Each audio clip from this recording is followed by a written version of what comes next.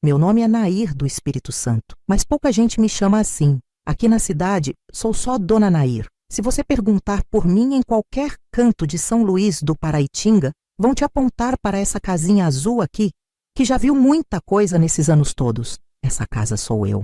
Ela carrega a minha história, minhas dores, minhas vitórias e minha teimosia. E eu sou feita de barro, como as peças que modelei com essas mãos calejadas ao longo da vida. Barro, meu filho, não é só terra, é terra que aprendeu a resistir.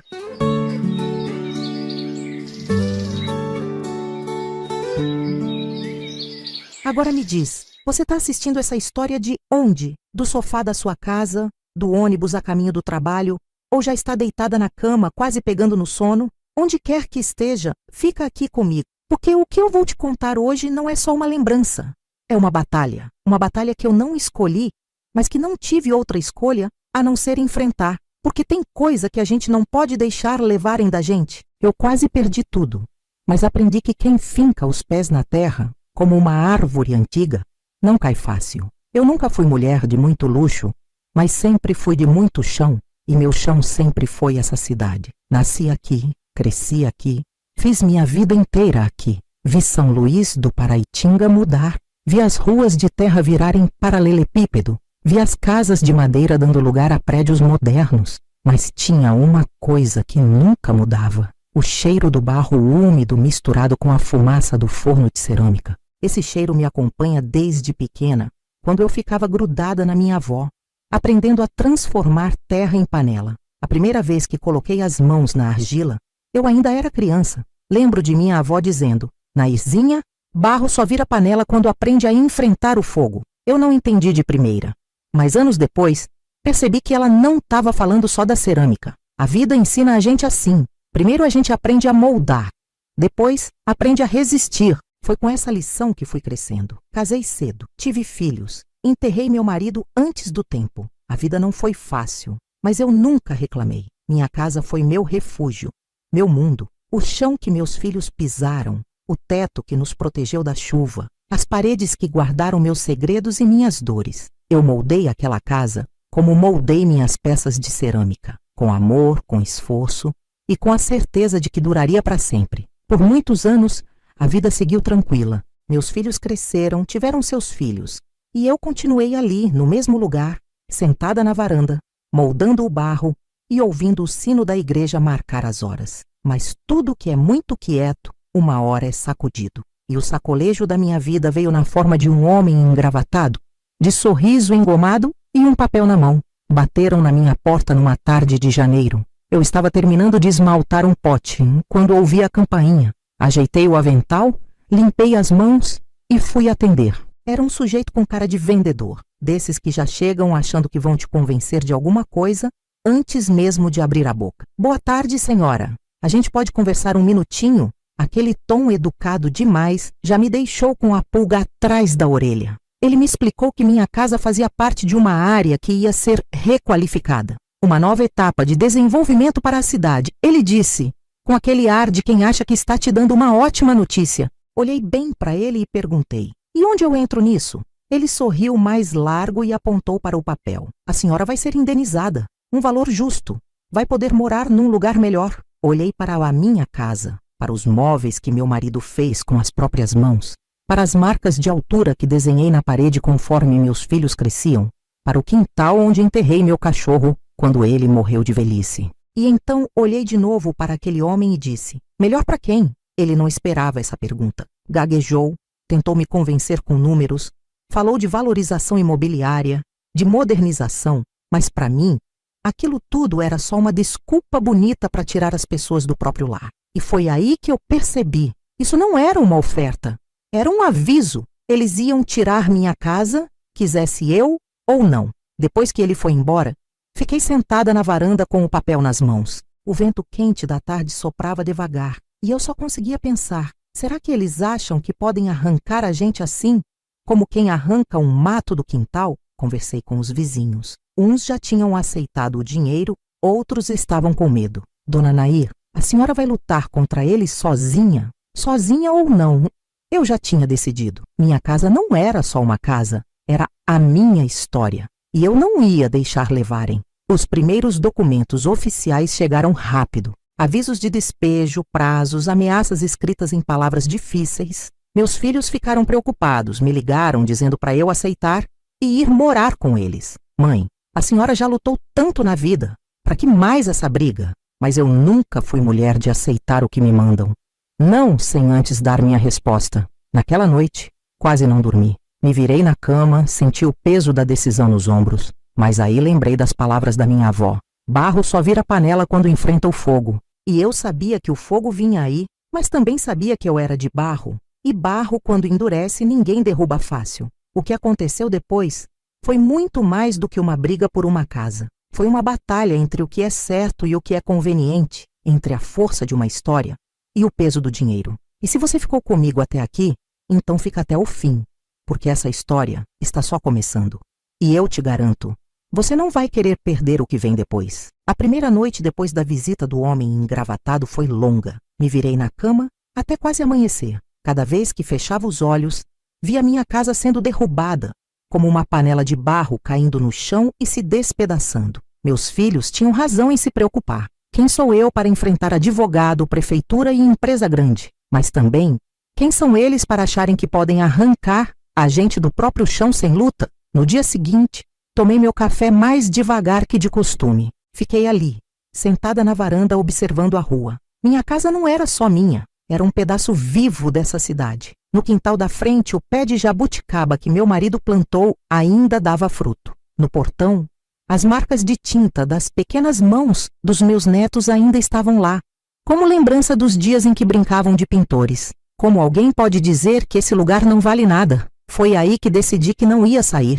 Mas dizer isso e fazer isso eram duas coisas muito diferentes. Eu não tinha dinheiro para pagar advogado, nem sabia por onde começar. Só sabia que, se eles queriam me tirar daqui, iam ter que fazer muito mais do que mandar um papel cheio de palavras difíceis. Comecei indo até o centro da cidade. Fui ao cartório, à prefeitura. Tentei falar com alguém que pudesse me explicar direito o que estava acontecendo. Em todos os lugares, só ouvia a mesma coisa. É um processo legal, dona Nair. O terreno não é mais seu. A senhora precisa aceitar. Como assim não era mais meu? Eu morei aqui a vida inteira. O que eles queriam dizer com aquilo? Naquela mesma tarde fui falar com meus vizinhos. Alguns já estavam empacotando as coisas, conformados. Outros, como a dona Odete, também estavam com medo. Eles vão derrubar tudo, Nair. A gente não pode fazer nada. Mas eu não conseguia aceitar isso. Como assim não podemos? Desde quando a gente abaixa a cabeça e aceita tudo? Foi aí que ouvi falar de uma advogada que ajudava gente como nós.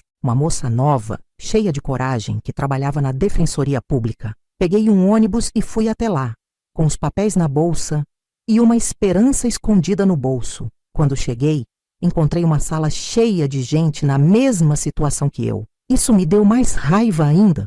Não era só minha casa, era a casa de todo mundo. Esperei minha vez e, quando finalmente sentei na frente dela, joguei os papéis na mesa e disse: doutora, me explica o que está acontecendo porque eu não sou burra, mas esse monte de palavra difícil aqui parece foi feito para enganar a gente. Ela riu, balançou a cabeça e disse: dona Nair, a senhora tem razão, mas não vai ser fácil. Ela me explicou que a prefeitura tinha vendido o terreno para uma empresa privada e que eles estavam no direito legal de remover quem morava ali. Mas também disse que se houvesse pressão, se a história virasse assunto público, talvez conseguíssemos ganhar tempo e até impedir. Mas a senhora precisa estar preparada para brigar, viu?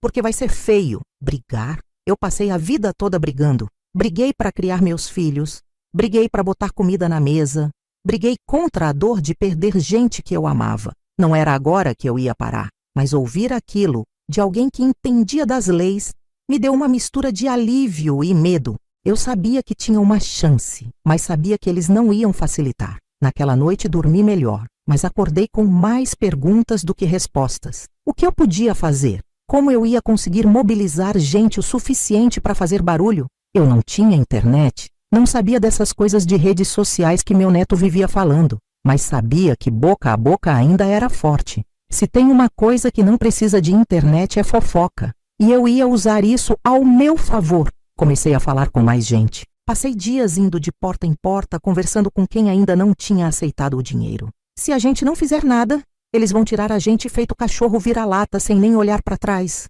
Alguns ficaram com medo, outros começaram a se empolgar. A dona Odete, que no começo estava conformada, já começou a perguntar: mas e se a gente fizesse um abaixo-assinado? A notícia começou a se espalhar. Até o padre da igreja veio me perguntar o que estava acontecendo. Expliquei tudo e ele disse que ia ajudar. Uma semana depois, já tínhamos um documento com assinaturas suficientes para pelo menos fazer barulho. Mas eu sabia que isso era só o começo. E deixa eu te falar uma coisa. Se tem uma coisa que empresa grande não gosta, é de gente fazendo barulho. Eles querem resolver tudo em silêncio, assinar papel sem ninguém notar, mandar um trator sem que ninguém reclame. Mas eu não ia deixar ser assim. Se eles queriam me tirar daqui, iam ter que me tirar berrando. E é aí que essa história começa a ficar interessante. Porque se eu, sozinha, já era uma pedra no sapato deles, imagina quando a cidade inteira começou a prestar atenção. Fica aqui comigo, porque agora a coisa vai pegar fogo.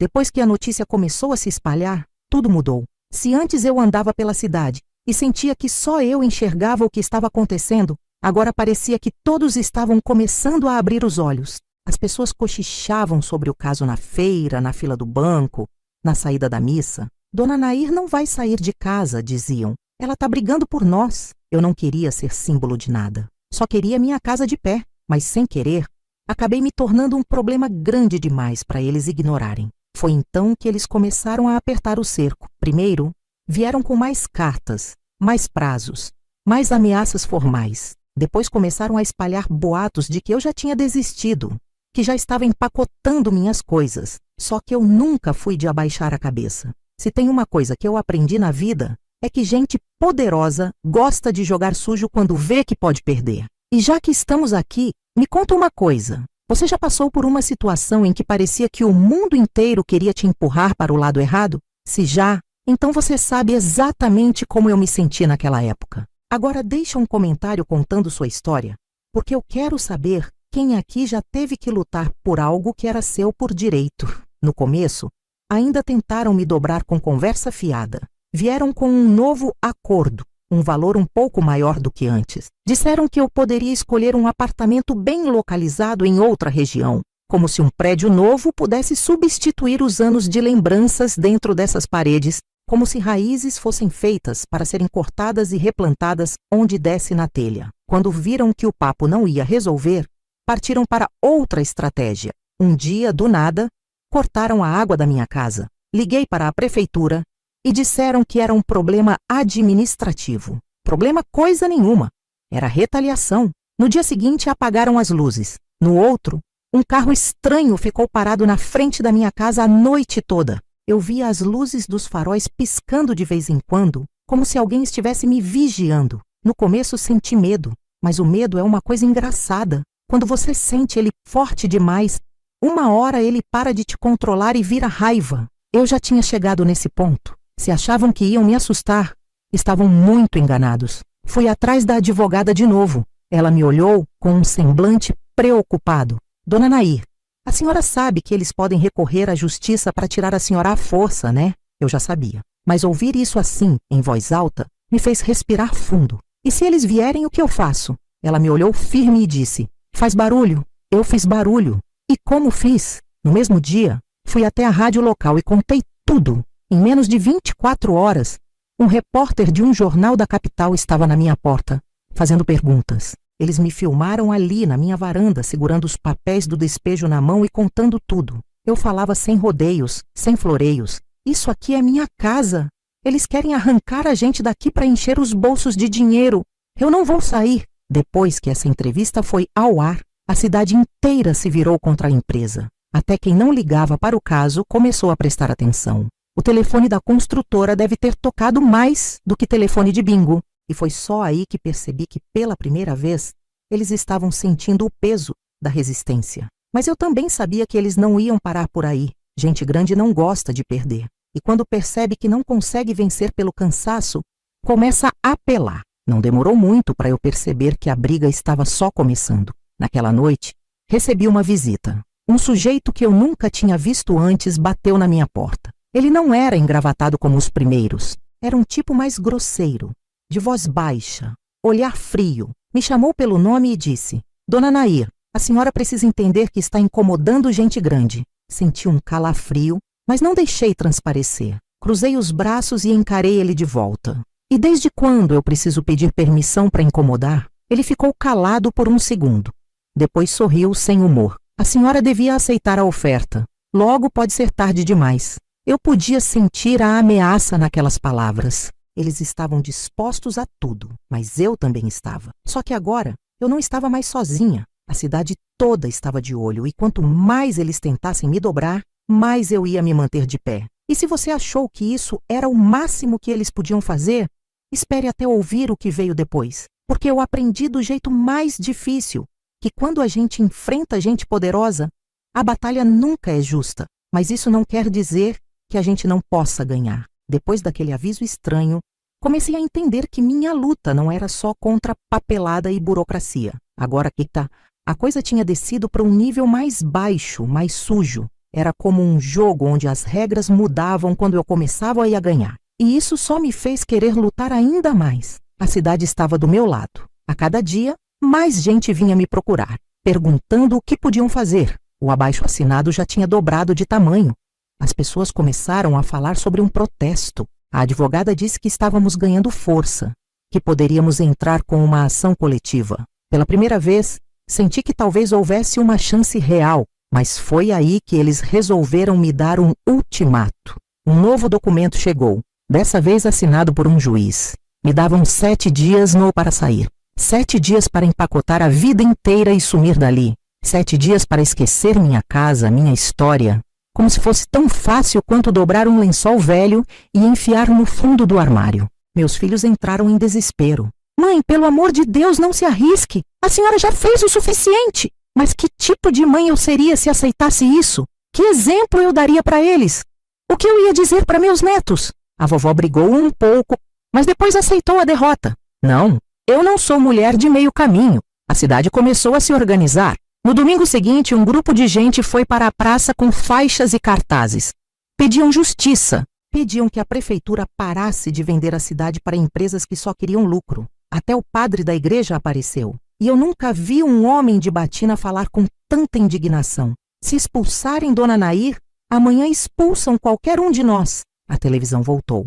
E dessa vez não foi só a rádio local. Um jornal da capital fez uma matéria inteira sobre o caso. A moça da reportagem me perguntou se eu ia desistir. Eu olhei bem para a câmera e respondi: só saio daqui se for carregada. E se era isso que eles queriam, era isso que iam ter que fazer. No dia seguinte, acordei cedo e fiz café como sempre. Mas não sentei para beber. Passei a manhã reforçando a fechadura da porta, travando as janelas, organizando o quintal. Eu sabia que quando o prazo acabasse, eles viriam.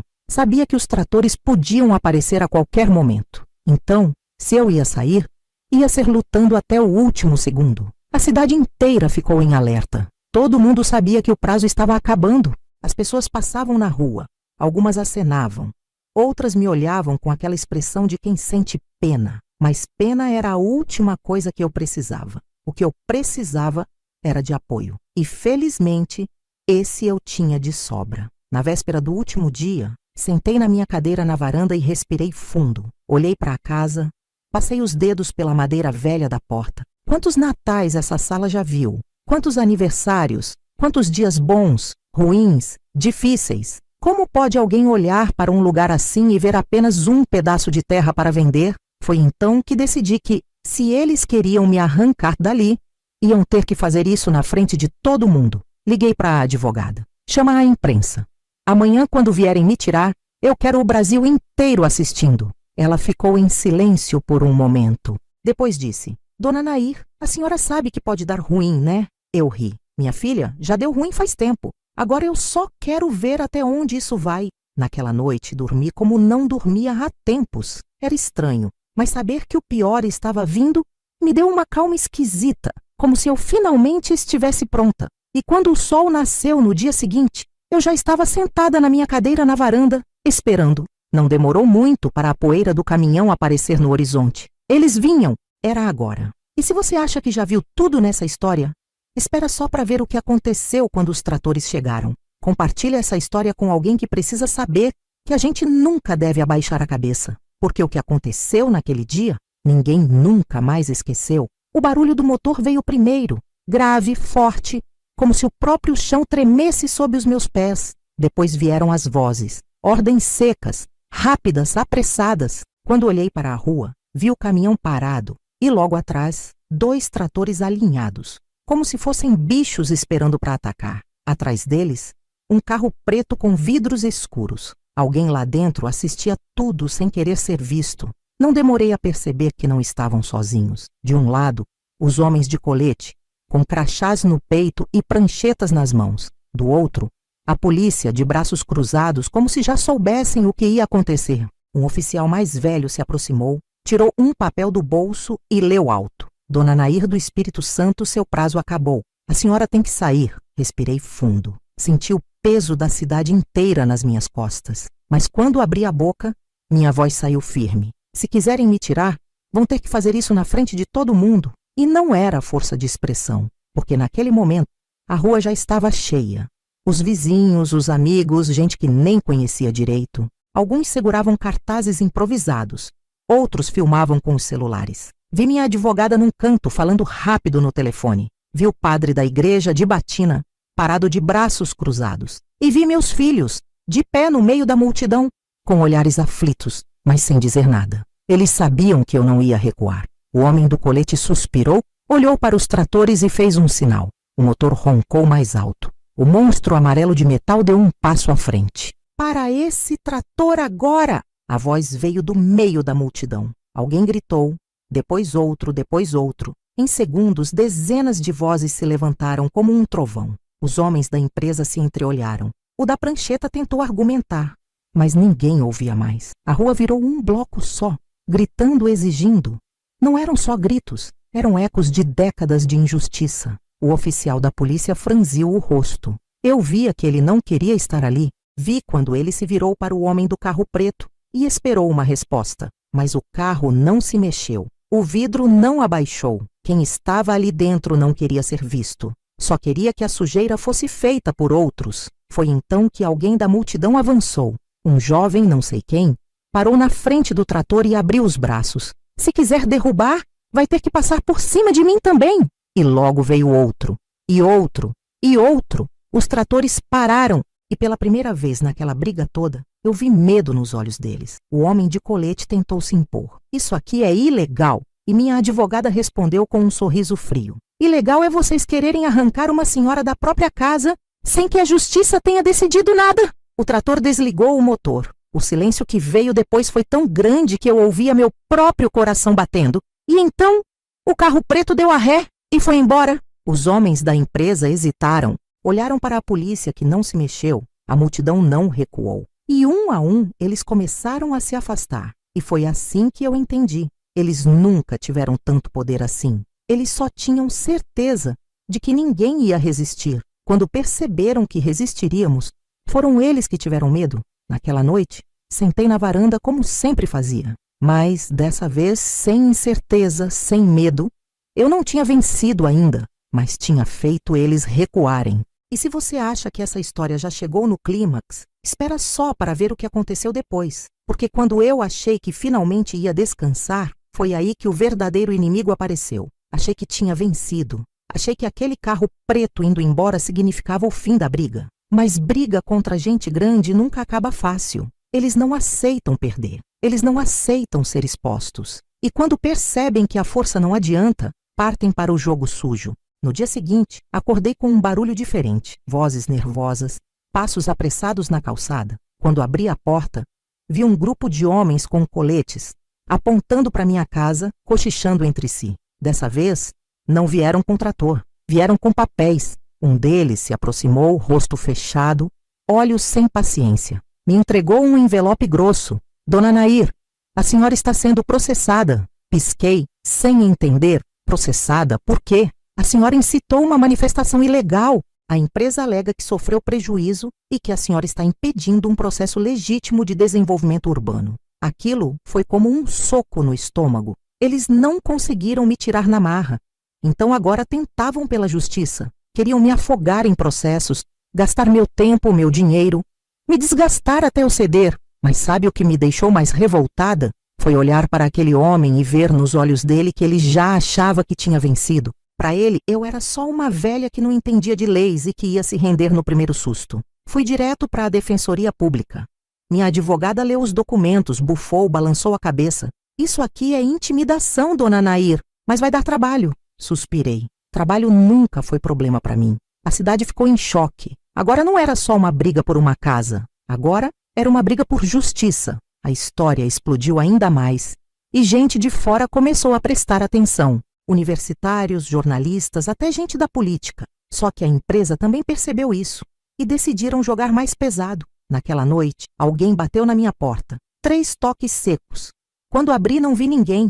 Só um envelope jogado no chão. Dentro, uma folha dobrada. Sem logo, sem carimbo, sem assinatura. Apenas 2 frases. Ainda dá tempo de sair por bem. Não nos obrigue a fazer do jeito difícil. Arrepiei da cabeça aos pés. Olhei para os lados tentando enxergar quem tinha deixado aquilo ali. A rua estava escura, silenciosa. Fechei a porta devagar. Respirei fundo. Eu sabia o que aquilo significava. Eles estavam me avisando que a briga não era mais só sobre papel e trator. Agora era pessoal. Agora eu estava incomodando alguém que não queria ser incomodado. Dormi mal. Toda hora achava que ouvia um carro parando, um passo no quintal, uma sombra na janela. Mas se eles achavam que iam me dobrar no medo, erraram feio. Na manhã seguinte, tomei minha decisão. Peguei aquele bilhete, enfiei no bolso e fui até a praça da cidade. Quando vi um repórter conversando com algumas pessoas, marchei até ele e entreguei o papel. Vocês querem notícia? Então toma. Me ameaçaram ontem à noite.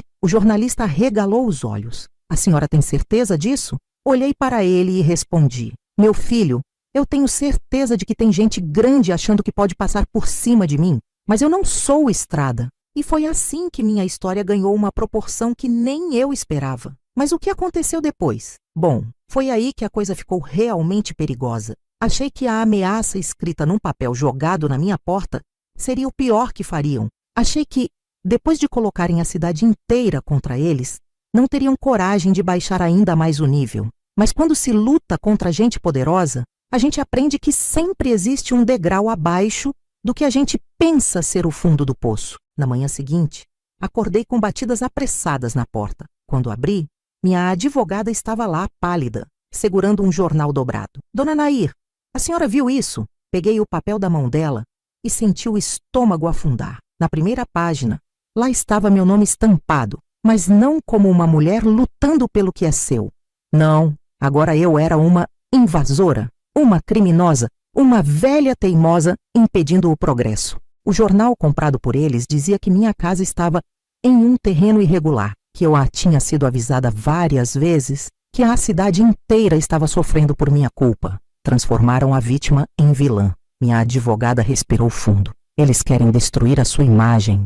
Se não podem te tirar à força, querem fazer a cidade inteira acreditar que a senhora não tem direito de estar aqui. Fechei os olhos por um momento, sentindo a indignação ferver dentro de mim. Eu sabia que esses homens tinham dinheiro, mas nunca achei que usariam isso para manipular uma cidade inteira. Saí para a feira naquela manhã, como fazia sempre, mas percebi que algo tinha mudado. Onde antes eu via sorrisos, agora via olhares atravessados. Pessoas cochichavam quando eu passava. A moça que comprava minhas peças de cerâmica toda semana fingiu que não me viu. Um senhor de idade, que sempre me cumprimentava, virou o rosto. A dúvida tinha sido plantada. E era exatamente isso que eles queriam. Voltei para casa de cabeça quente. Sentei na minha cadeira da varanda e tentei pensar. Como responder a isso? Como brigar contra uma mentira tão bem contada? Foi então que ouvi o barulho de um carro parando na frente da minha casa. Levantei devagar. Não era um carro qualquer. Era um sedã preto, brilhando sob o sol. E quando a porta se abriu, eu soube que a coisa tinha acabado de ficar ainda mais séria. O prefeito da cidade desceu, alto, bem vestido, com um sorriso treinado.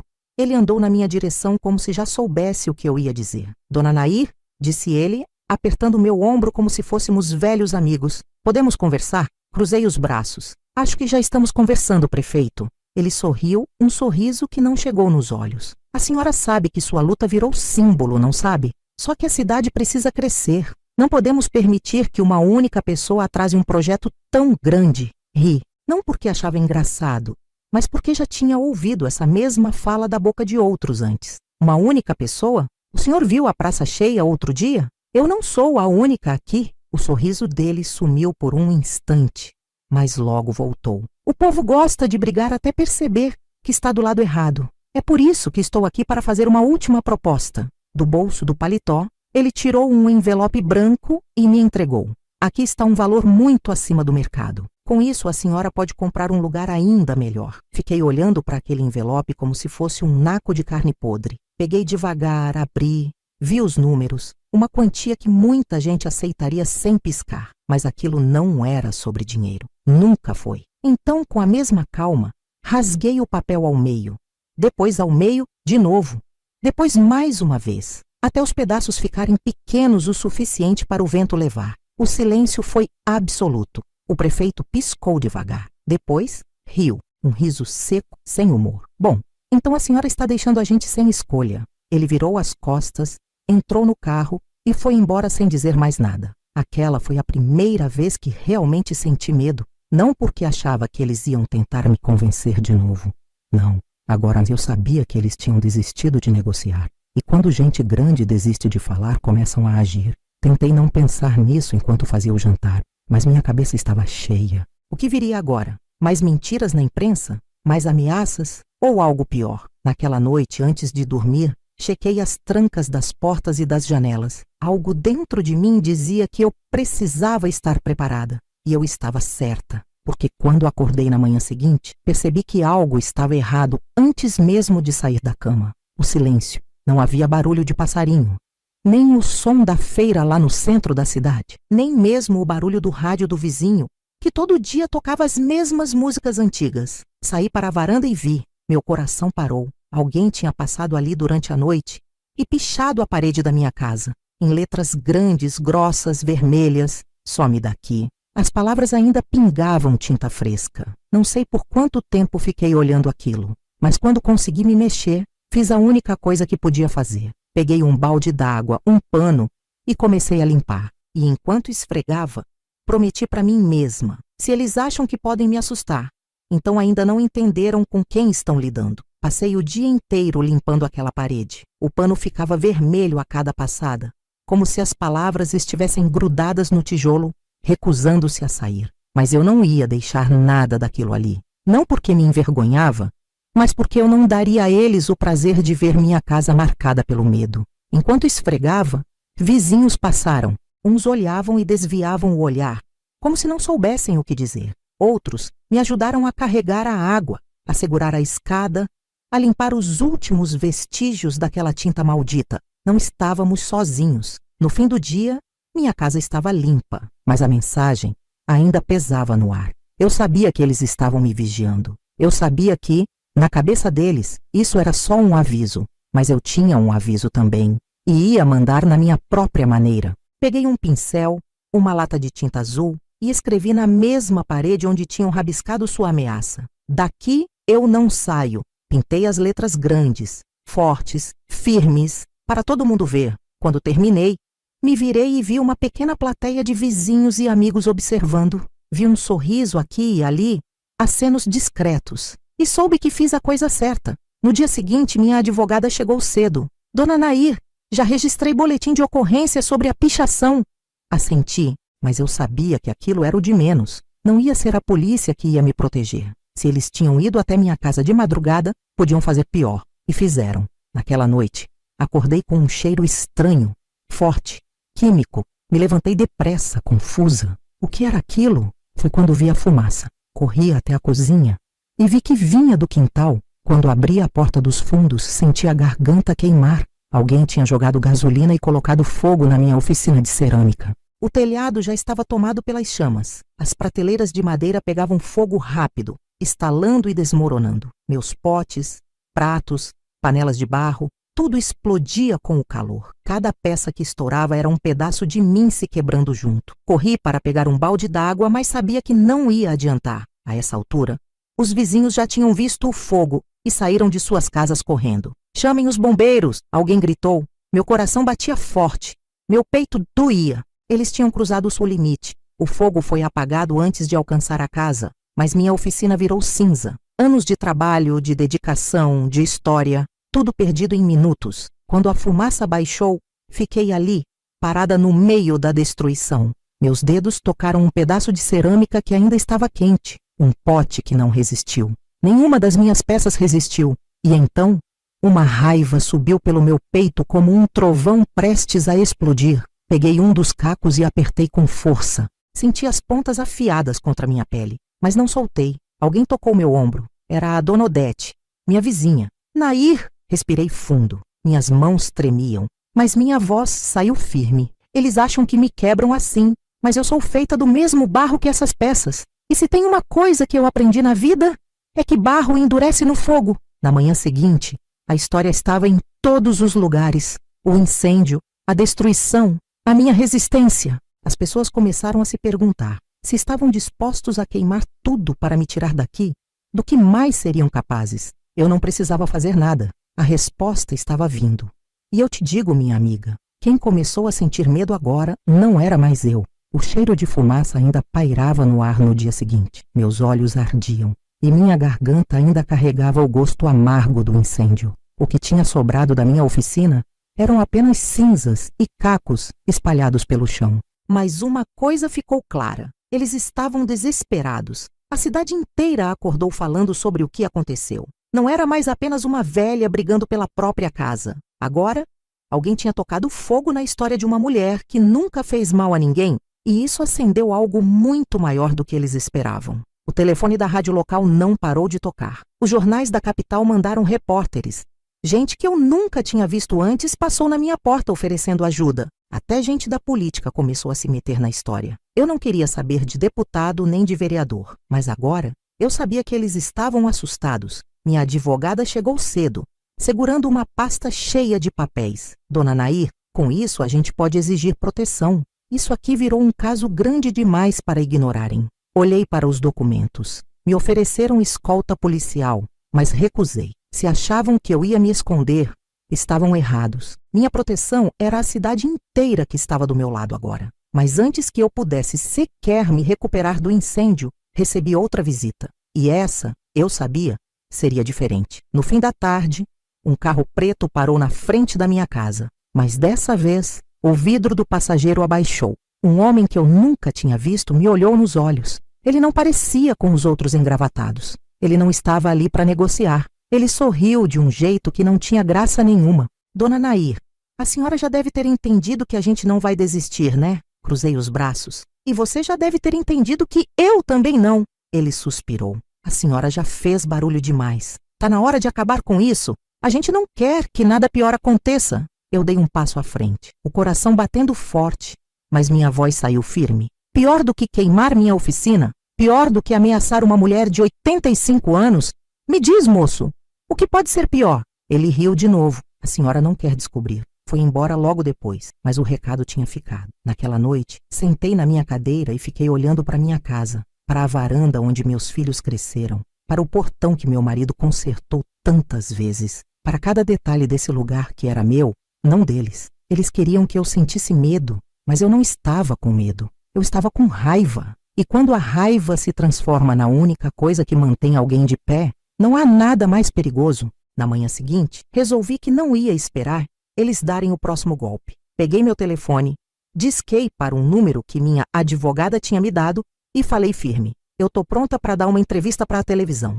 No dia seguinte, um jornalista da maior emissora do país estava sentado na minha sala. Câmeras montadas, microfone preso na minha blusa, e ali, com a cidade inteira assistindo, eu contei tudo. Desde a primeira ameaça até o fogo que destruiu minha oficina. Eu não chorei, não baixei a cabeça. Só olhei para a câmera e disse, se eles acham que podem me silenciar, que tentem outra vez. Mas saibam de uma coisa, eu sou feita do mesmo barro que moldou essa cidade. E barro, quando endurece, ninguém quebra fácil. A entrevista foi ao ar naquela noite. E no dia seguinte, as consequências foram muito maiores do que qualquer um imaginava. Na manhã seguinte à entrevista, o telefone da minha advogada não parava de tocar. Gente de todo lado queria saber o que ia acontecer agora. Jornais queriam mais detalhes. Rádios queriam uma fala minha ao vivo. Mas entre todas as ligações, uma em particular chamou a atenção. Vi minha advogada atender e seu rosto mudou. Primeiro surpresa, depois uma satisfação silenciosa. Quando desligou, me olhou com um brilho diferente nos olhos. Dona Nair, a senhora conseguiu. A justiça suspendeu qualquer ação de despejo até uma nova investigação. Fiquei parada por um instante, deixando as palavras entrarem dentro de mim. Consegui? A cidade entrou em alvoroço. As rádios anunciaram a notícia. Os vizinhos vinham até minha porta para confirmar. Alguns traziam bolo, café, queriam me abraçar. A prefeitura ficou em silêncio. A construtora não deu declarações. Eles não esperavam que a coisa fosse tão longe, mas eu sabia que ainda não tinha terminado. Porque quando gente grande perde pelo caminho certo, eles procuram o errado. Naquela noite, um carro escuro passou na minha rua 3 vezes, devagar, como se quisessem que eu soubesse que estavam ali. Eu senti o aviso, mas eu já estava velha demais para me assustar com sombras. No dia seguinte, acordei cedo e me arrumei, não para fugir, para resolver. Peguei um ônibus e fui até a prefeitura. Quando entrei, os funcionários me olharam com surpresa, como se não acreditassem que eu teria coragem de pisar ali. Não parei até chegar no gabinete do prefeito. Bati 2 vezes e entrei sem esperar convite. Ele estava de pé, olhando pela janela. Sabia que eu viria. Então a senhora venceu, ele disse sem se virar. Cruzei os braços. A cidade venceu. Ele riu pelo nariz curto. A senhora não tem ideia do que atrapalhou. Tenho sim, e sei que atrapalhei a coisa certa. Finalmente ele se virou. Me olhou de cima a baixo. Mas dessa vez não com superioridade, com um tipo de cansaço misturado com raiva. Eu podia simplesmente mandar a senhora embora de outra forma. Ele disse, apoiando as mãos na mesa. A senhora sabe disso. Eu sei, mas agora tem gente demais olhando. Ele pegou um papel da mesa e empurrou na minha direção. Quando olhei, vi o que era. Um reconhecimento formal de que minha casa nunca esteve em área irregular. Levantei o olhar para ele. Assinado pelo senhor? Ele não respondeu, só cruzou os braços. Peguei o papel com calma, li cada linha. O nome da construtora não estava mais ali. Eles tinham desistido. Quando saí da prefeitura, a cidade estava esperando. Pessoas estavam na praça, nas janelas, nas esquinas. Alguém começou a bater palmas. Depois outro. E quando dei por mim, São Luís do Paraitinga inteira estava aplaudindo uma velha que um dia sentou numa cadeira e decidiu que ninguém ia arrancá-la do próprio chão. Minha casa ficou de pé, mas não só a minha. Outras pessoas que tinham aceitado caladas começaram a questionar. A construtora perdeu o terreno. O projeto não saiu do papel. E eu voltei para minha varanda, sentei na minha cadeira, olhei para as paredes que um dia ameaçaram derrubar e fiz o que sempre fiz. Moldei o barro, porque a vida inteira eu aprendi que barro, quando endurece, resiste a tudo. E eu sou prova disso. Agora me conta, você já lutou por algo que era seu? Se sim, compartilhe essa história, porque histórias como essa não podem ser esquecidas. Elas precisam ser contadas, sempre. Eu sou Nair do Espírito Santo, e essa foi minha história.